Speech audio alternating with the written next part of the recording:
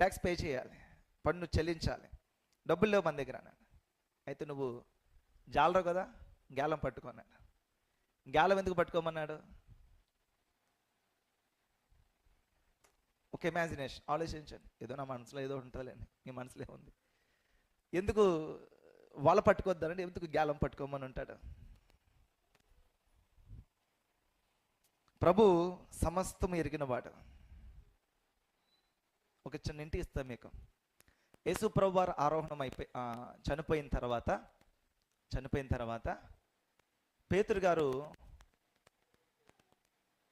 సముద్రం దగ్గరికి వెళ్ళి వల పట్టుకొని చేపలు పడుతున్నాడు. గుర్తొచ్చిన సందర్భం, యేసు ప్రభు వారు తిరిగి లేచి, యేసు ప్రభు వారు ఆది నందు అంటే మత్తయి వార్త ఆరంభం అంటే 4వ అధ్యాయం 5వ వచనం దగ్గర